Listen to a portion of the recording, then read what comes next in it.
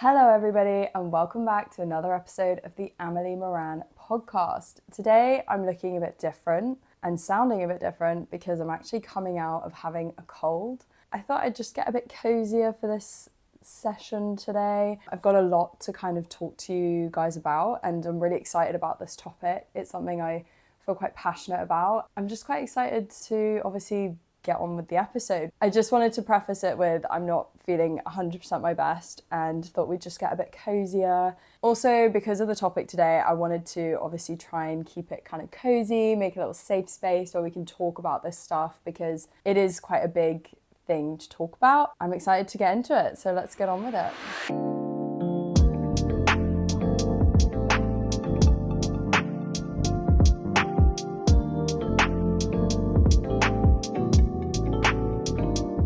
Because I've been ill, this week has been a bit of a weird one. I've been working like usual and kind of keeping to my normal routine, to be honest, but I've just been doing it feeling a bit under the weather. And I feel like having a cold felt really odd to me because I haven't actually been ill in a really long time. Suddenly waking up and not being able to breathe was not that fun. So I feel like it kind of knocked me a little bit and jarred me. But this week I actually went down to Lawn again. It's just on the coast, about 2 hours from Melbourne, to go and see some family friends because I was helping out at a Vic and Burr sale that they were doing. Working at the shop was so much fun and so nice. I got to meet a lot of people from the town of Lawn and just speaking to people. It's really also nice to speak to people that are obviously from Australia and just talking to them about travel recommendations for the country, where to go, what to avoid, etc. And I also got quite a few nice clothes out of it and picked some stuff up for my mum. And interestingly enough, my work this week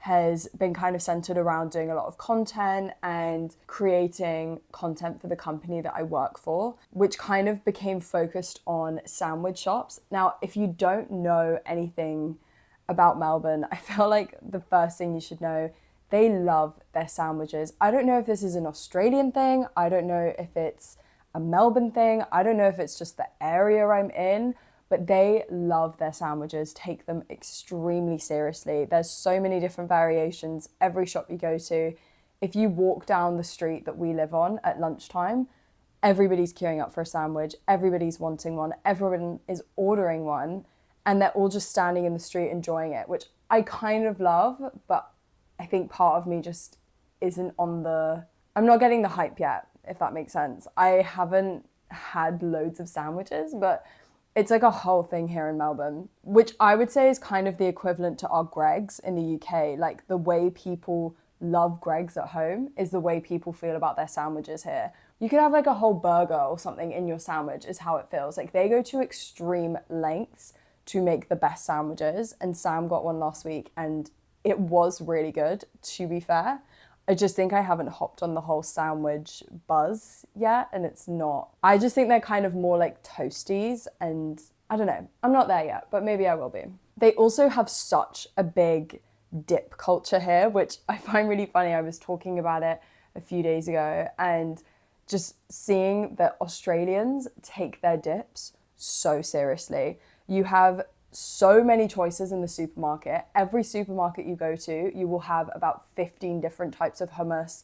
You've got your tzatzikis. Every single supermarket you go to, you have so many different types of hummus. I did not know that there were these types of hummus. Like I've never seen so much hummus in my life. And they have like a whole dedicated section in the supermarket to the dips, which I didn't know prior to coming here. But moving on to the topic that we actually want to talk about, and I feel like this episode is for the people that either are thinking about traveling or are on the fence about it, or maybe even people that have never considered it and don't really understand the hype or don't understand why people choose to do it. I have been seeing so many TikToks this week, like genuinely every TikTok that comes up on my For You page, of people that are either about to do 3 to 6 months of traveling or they're about to move to Australia and everybody is panicking or they're feeling a bit insecure. They don't really know if it's the right move for them. What do they do? And they're just seeking some kind of validation. And I want this episode to be a long form of that validation and giving you an idea of what it means to go traveling or what it means to move abroad, and just to help you maybe make up your mind, but also reassure you that what you're doing and what you're thinking of doing is going to be the best thing ever.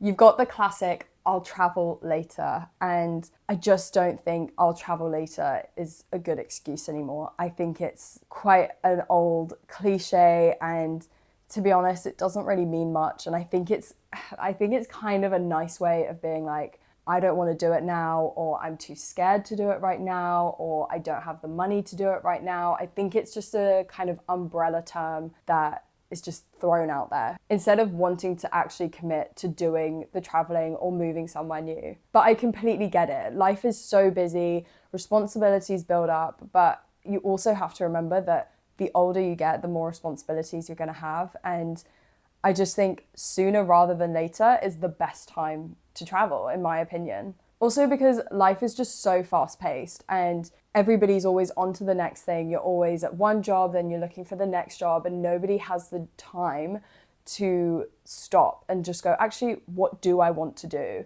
And I get it because things can come up. Your dream job might offer you a job and you might think, do you know what, I can't pass this up. And even though I've wanted to go to Latin America, or I've wanted to go to Asia, or I want to go to Iceland, I don't know, like, you have this idea and then something comes up and you go, but I can do that anytime. I can do that anytime. And I kind of want to show in this episode that that is just not always the case. Traveling sooner rather than later is the best thing. It also allows you to just break this pattern and break your routine, which I think is one of the reasons why so many people don't go, and so many people have that fear of going traveling, because it is breaking a routine. You are completely disrupting your entire life if you're going for a long period of time, or if you're moving to a new country. And that's terrifying. I don't want to sit here and be like, I was fine with it and everything was great. Like, no, I was so anxious. I was terrified, didn't know what was coming.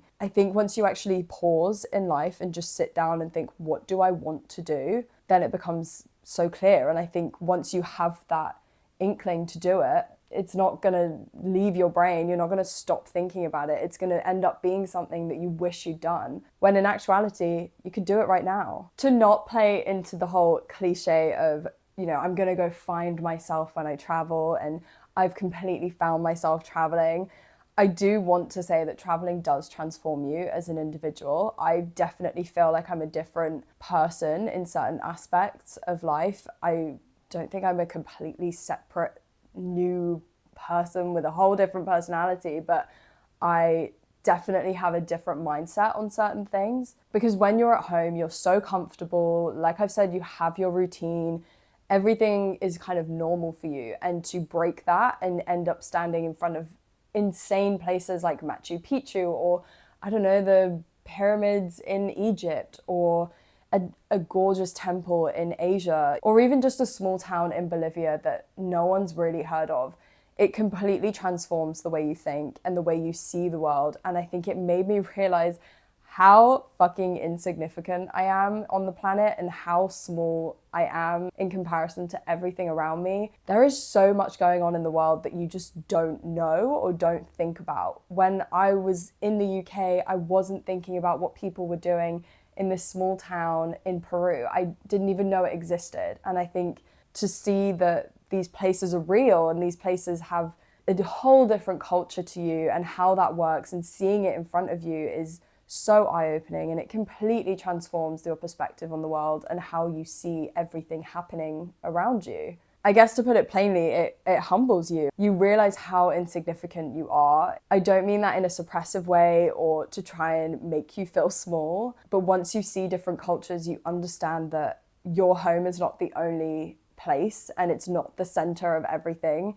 It might be emotionally for you, but it's really not everything. And sometimes in certain places you find things that you needed, or you've seen things that you needed to see, and you feel so fulfilled. And that's something that you can't get when you're in your routine at home. But you also do have to have the courage to do this. And I'm not saying I'm really courageous. Like I've said, I was a fucking anxious mess and I was not easy breezy about the whole thing. But I do understand when people say, I'm terrified. I've had friends come to me and say, I'm terrified to go traveling because I don't want to go on my own, for example. Because traveling, as I hope I'm kind of showing you guys, obviously I want to show you the highs, but also the lows. Like, traveling is not the most glamorous thing. I think it can be, obviously, depending on your budget, but traveling is not the most glamorous thing, and it really pushes you to endure a lot of things that maybe you were not so patient with back home. For example, I don't think I could ever complain that I'm cold again, because after doing the Bolivian salt flat tour, you sleep in the middle of the desert where it is freezing cold. There is no heating in the accommodation and you're sleeping in about 20 layers. And I was so fucking cold. And I don't think I'll ever be that cold ever again. It's only gonna make you stronger. And that was really me leaving my comfort zone. I really did not enjoy sleeping at 4,800 meters above sea level with no heating. I also needed a wee. This is gonna sound really gross, but Sam said do not get up and do not go pee because the pee is probably keeping you warm. It was bad. And that's like a whole other episode that I'll do, and I'll take you through the whole Bolivia Salt Flat tour because it was amazing. It was new experiences like that where you're so cold and enduring a new experience that actually is just now a funny memory and something that I don't wish to do again. But I'm glad that I had the experience. And seeing all these TikToks of people talking about leaving their comfort zone and not knowing if it's the right decision, I'm with you. It is so fucking scary and it's absolutely terrifying. When you get to the airport and you're about to get on the big flight, we called it, the big one that's kind of taking you away from everything that you know, it's so overwhelming and it's absolutely terrifying. I actually had this when we were getting on the flight to Mexico, and I had a horrible, nice, but horrible goodbye with the family because obviously I don't know when I'm coming home, I don't know how long until I see you next, blah, blah, blah. And it was really, really hard. And I'm a complete homebody. As much as I've loved the idea of travel since I was younger and have always wanted to do a trip like this, I have never had the courage to do it before I did it. And even still, when I was about to do it, I was still feeling anxious. And sitting at the boarding gate, my parents had written cards to both Sam and I, and it genuinely made me sit there and go, I just don't think I can do this. I don't think I can get on this flight to Mexico. I've never been that far away from home. I've never been in such a different time zone like that, in such a foreign place. I have no idea where anything is. I just don't know if I can do it. But I honestly think after feeling that way, getting on the plane is actually the hardest part of the entire experience. Obviously there will be trials and tribulations along the way. And when you're traveling, it's not all peaches and roses. But I genuinely think it was the hardest thing getting on that first flight and taking that first step to just leave everything behind and not know when I was coming back. Obviously, a lot of people will know when they're coming back from their travels. A lot of people take, 3 months, 6 months, 8 months, whatever. And I feel like maybe there's a bit more reassurance in that because well, this is just the flight out and I know when my flight is coming home. And I think that would be a bit more reassuring. I obviously didn't have that. And so all you need to do, my one big piece of advice to you, if you're feeling anxious or scared or you're not feeling very secure about whether to leave or you're worried about what you're leaving behind, is genuinely just stepping onto the plane. And once that plane takes off, you feel so much better. I didn't even think about the fact that we just left the UK when we were on the plane. I was sitting there watching films, I was having meals, chatting with Sam, listening to music, podcasts. I felt completely fine. It's just that one step getting onto the plane that you think, fuck, I'm leaving everything behind and I'm so scared. I don't know what's going to happen when we land. I don't know what this adventure brings, but I can honestly assure you that it's all going to be fine and it's going to be the best thing ever. I have said this before as well, that I obviously had Sam with me and he's my boyfriend, and so that definitely made it a lot easier for me. I think especially in that moment of the boarding gate going to Mexico, I did have somebody to lean on and just say, I'm feeling so anxious. I know you're anxious too. This is a really big step for both of us and we're both going through this experience together at the same time. Neither of us had ever traveled like we have before.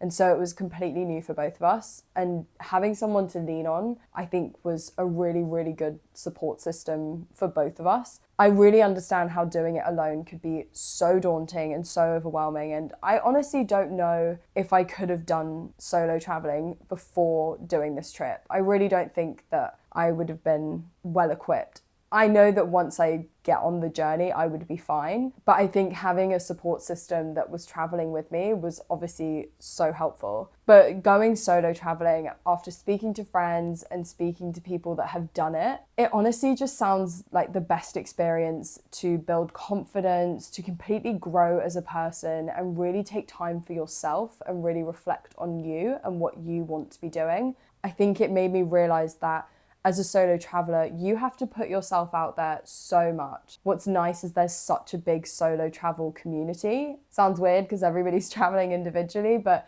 there's such a big community of solo backpackers and solo travelers in each place that I actually don't think you're ever alone. We did meet this girl in Peru and I asked her, does it ever get lonely? And she actually said to me that she finds it harder to be alone because everybody's a solo backpacker. Well, majority of people are solo backpackers. And so everybody's trying to make friends. Everybody wants to talk to you. Everybody's trying to talk to each other. Everybody wants to be around people so they don't feel lonely. And she said it's actually more difficult to take time out of that and be by yourself, which I found quite interesting because that's not the perception I had of it at all. So for people that are feeling insecure because they're going traveling by themselves, I actually think you make a lot more friends because you are constantly searching for people to speak to, constantly making friends. There's so many people that will be sitting by themselves in hostels and everybody just goes up to each other and it's the most embarrassing fucking thing ever. Grace talked about it on a previous episode with me, I think in episode 4. We were talking about this and she's done solo traveling and she said it's the worst fucking thing at first because it's so new to you.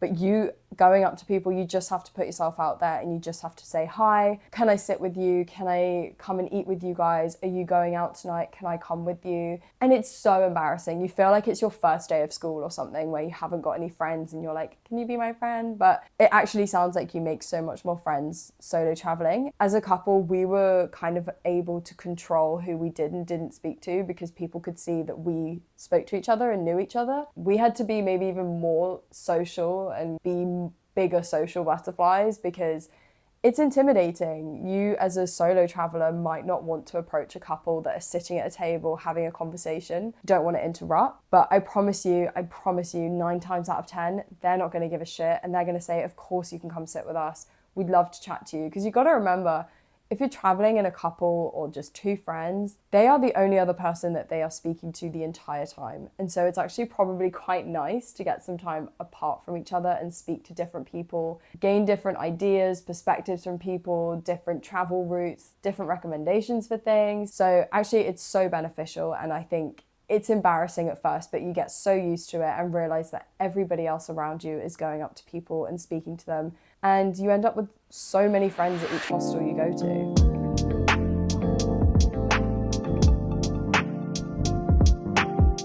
I think one of the reasons that I think traveling sooner rather than later is because we treat time like it's completely endless and like we've got so much of it, but not to sound too deep, but we don't have lots of time here, and I think you want to spend your time wisely. Everybody does, and I just think that traveling allows you to be present and you're spending your time learning about different cultures and seeing more of the world, and I just think that that's amazing. I think it's time well spent, to be honest. It can also really hinder your trip, kind of on the flip side of it, I would say, because there were definitely parts of us traveling through Latin America that I did not appreciate the way I probably should have, and I definitely wish I could go back now and maybe appreciate those times a bit more and just be a bit more aware of what was going on and taking it day by day. But whilst there were parts where we were taking it day by day and we were not planning at all, I mean, the whole of South America was completely unplanned and we had no idea what we were doing.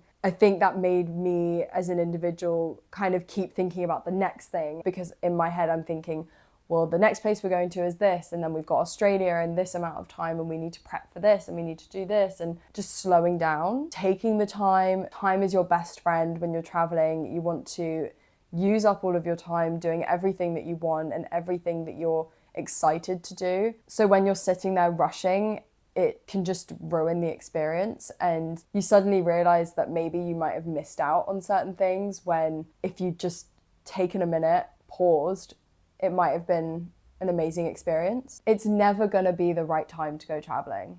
I'm just putting it out there. I'm just gonna say it. I know a lot of people are gonna brush it off with, I'll do it next year, or I'll do it in a few months, or I'll do it once this has happened at my work, or it just isn't the right time because of X, Y, Z. And I think it's never gonna be the right time, ever. It's just never gonna be the right time. There's never a good time to schedule pausing your life for 6 months, because you're pausing your life. You are taking time out of your routine and completely shifting it up. I mean, it's going to be a completely different routine for you. And I was doing a bit of research to kind of understand why people say it's not the right time to go traveling, or what are their concerns that are leading them to say that. And the first one is safety concerns, getting lost or robbed in a foreign country. Now, I really want to offer some advice on this. I got robbed a few weeks ago, so I would say it is possible. I mean, I'm not going to tell you it's not. It is definitely possible to get robbed and to get lost in a completely foreign place to you. I did do a video talking about safety when traveling a few episodes back, so I don't want to kind of redo that whole episode now, but if you are concerned about safety, I have a whole episode and I actually tell you about the time I got robbed. The biggest thing that helped when that happened was air tagging all my belongings and keeping my wits about me. But you can go and watch that episode or listen to that episode to kind of get a better idea of really good safety tips when you're traveling or moving. And in terms of getting lost, just what Google Maps is for, to be honest. I would say Apple Maps wasn't great traveling. I don't know if that's controversial, like don't come for me, but Apple Maps did not work in a lot of the countries we went to, and so Google Maps was our lifesaver. I didn't use it, but I've been told that you can download certain parts of Google Maps so that if you don't have any data, for example, if you don't have data and you've left your hostel to go on a night out or to go to an event or something, you can download parts of a town or a whole city or something so that you can use it when you're offline. And whilst we didn't use it, I think that would be a really, really good benefit. Just makes you feel a bit safer. You've always got access to a map, even if you don't have data. It's a legit concern. I completely understand that. I do think it's scary when you get lost, but like I say, you have Google Maps or Apple Maps if it works for you in the countries you're going to. Or even an idea might be to go around the town that you're staying in or the city or something to get some context as to where everything is in relation to where you're staying. So if you know that you might want to go out to some bars that evening, maybe go and check out where the bars are and see where they are in relation to your hostel or your hotel. Because we definitely had it where we would see really cool attractions that people say you should go and see, and then realize that it was like an hour away from where our hostel or hotel was, and you then had to work out transport to get there and blah blah blah. But getting maybe an idea of the exact town or city that you're in to just understand where everything is that you want to go do in relation to where you're staying, and then you can plan accordingly and plan the transport you're going to take or the walk route you might do, and it just gives you a better understanding and makes you feel a bit safer. Now, the second one is financial concerns, not having enough money. I don't know if it's controversial, but I feel like that's not the best excuse anymore. I think that's really outdated as well, saying that you don't have the funds. And I'm not saying that from somebody who had loads of money, because I did not go traveling with a lot of money at all. But I feel like with the way the world is today, saying that you don't have enough money to do it is kind of maybe could be seen as a cop-out, because there are so many remote jobs out there. There are so many people who work remotely whilst they're traveling. There are so many people who have remote jobs that fund their traveling. There's also so many different programs you can do where you house sit for people and you get paid, or you walk people's dogs, or you go and work in a school somewhere, or you go and teach English or whatever your language is, whatever language you speak. There are so many different ways to make money when you're traveling. I feel like if you don't have the funds for maybe, let's say, 3 months of traveling, then I understand why you might say, I don't have the funds. And that makes complete sense to me, because there's no point buying a flight out to Mexico with the last of your money and having no money to do anything or at least set you up over there. So I do understand the whole, I don't have money to do it. If it's something that you're really passionate about, or it's a trip that you've always been wanting to do, you're going to create the fund. You're going to go and create a pot of money that is dedicated to that trip if you're serious about it. Like I say, you can get work abroad in loads of different countries. There are so many odd jobs that you can do. You could be a mango picker, go be a surfer instructor, you could go and teach English, like literally anything. I've just had to go and get water because I kept coughing and it's not fun. But anyway, there are so many odd jobs that you can get whilst traveling, and so I feel like saying you don't have the money to do 10 months of traveling, I mean, unless you've saved up for years, I don't know who did. Like, I don't know who does have that much money. That would be really fucking expensive. And the third concern is fear of loneliness or language barriers.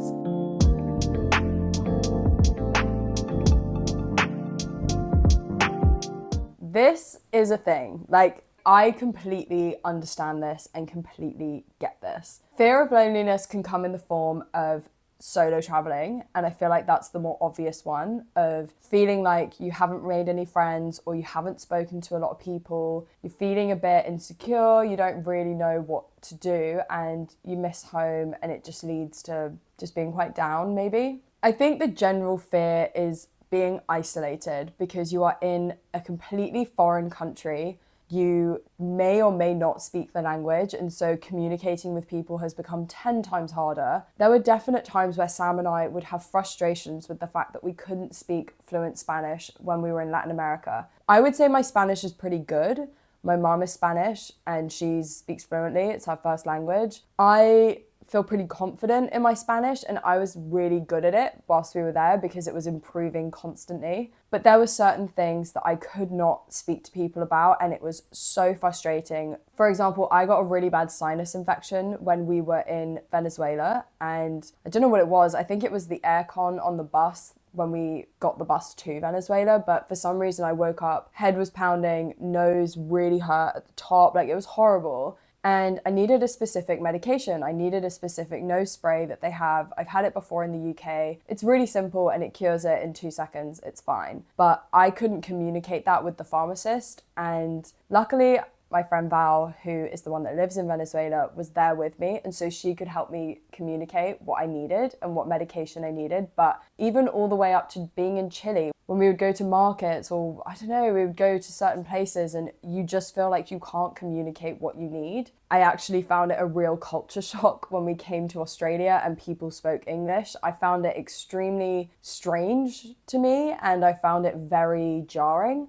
The language barrier is a real thing, and especially if it's a language that's not accessible to you. Speaking to friends who were in Asia, I was fascinated by the language barrier there because if you're going through Asia, you're going through so many different countries. I was so fascinated by how everyone communicates because everybody has their own dialect in each country or area or whatever. And so how are you keeping up? I think for a lot of it, people did speak, good or broken English. And so you can communicate that way. But the way we solved any complications with language barrier was using Google Translate. And Google Translate has this button on the app, which I didn't know about. Sam showed me that you can speak into the phone and it will translate it for you so that someone else can either listen to it or read it. So if we went somewhere and needed to ask something quite complex or speak to someone about something, they would speak into the phone, we would read it or listen to it in English, and then vice versa. And it became the easiest thing. It really, really did help the language barrier. I would 100% recommend downloading Google Translate if you're worried about something like that. It is so, so helpful, so clever, and we felt so much better.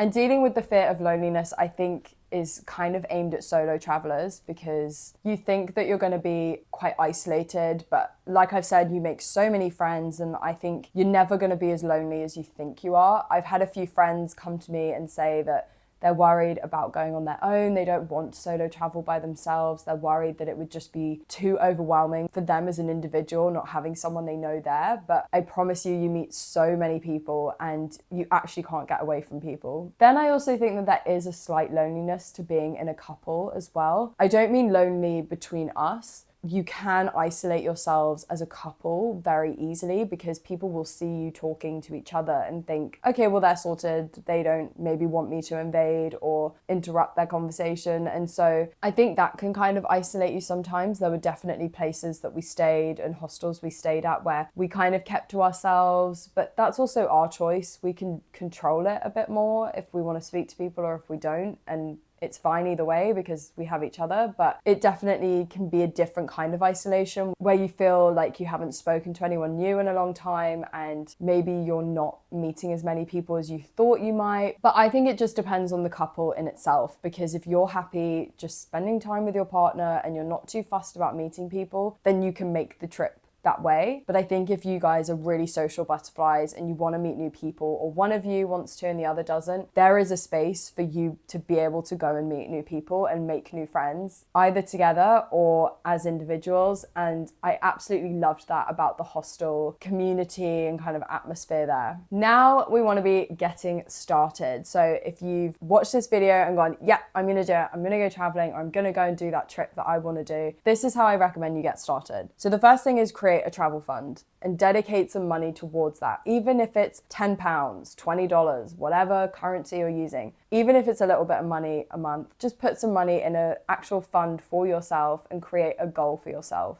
Don't wait for the perfect time. There is never going to be a perfect time to go traveling, ever. Genuinely ever. There's never going to be the right moment where you can just take out a chunk of your time and think, I'm going to think about myself actually for now. It's never ever a thing you're going to plan for yourself, but you owe it to yourself to do that. Plan, but don't over plan. I've talked about this in a few episodes where you can plan your journey, but do not over plan to the point where at 3:12 we have to be here and at 3:15 we need to be there. Just plan a generalized itinerary, but don't over plan it, because things can go wrong, things can go even better, things will lead you to places you didn't even think you'd go. You don't want to set expectations for yourself. Go solo if you have to. There are so many people I know where they have said, I'm not going because I have to go on my own. I've just talked to you about that, so that's fine. But just go on your own if you have to. Who the fuck cares? And lastly, embrace the unknown. Just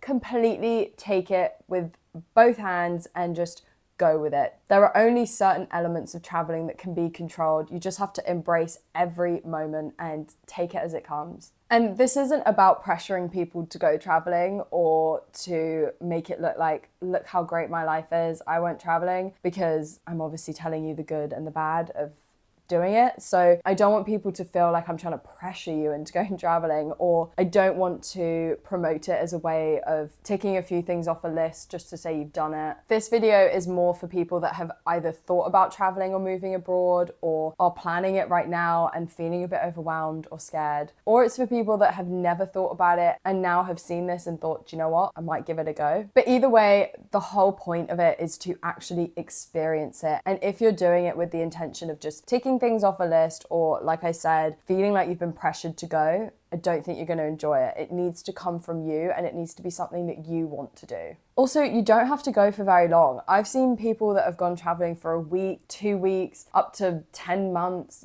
People do such different periods of time. When we were hiking up Acatenango in Guatemala, the volcano, we had so many people on that trip that had just taken a week off of university or their job, or they were working and they just decided to work remotely somewhere else, but they were still at school, they were still at work, and they just took a week off, came and climbed an active volcano in Guatemala, and then just went home. I don't think you have to do it in this big chunk. We were very lucky that we just finished university, and so it was something that we could do. We had the opportunity to do it, and we were able to take such a big chunk of time away from home. If you can get a week off, there is so much you can do in a week, especially if you're willing to just kind of power through jet lag. Just embrace what you can with the time that you have. And if you're on the fence, this is your sign to go. When you see those TikToks that are like, if you feel like this is your sign to do this, like and share. Like and share this to somebody who needs to see this video and needs extra reassurance that this is the good decision to make, this is the right decision to make. Go and fucking do it. Just go and do it. Book the flight. Just book it. I'm telling them now, this is me talking to them. Just go and book it. Just do it. It will be the best thing that you do. Thank you for listening to this episode. I have loved talking about this topic. It's so dear to my heart, and I think it's been really nice to address people's concerns because it is a real thing. They are valid concerns, and these things do happen when you're traveling and you do have those moments of insecurity. And I've seen that so many people think about who they're leaving behind and the milestones that they're going to miss at home or the potential things they're going to miss at home. But my advice to you is go and make the memories that you can come back and share with these people. I will see you guys next week in the next episode of the Amelie Maran Podcast. Bye.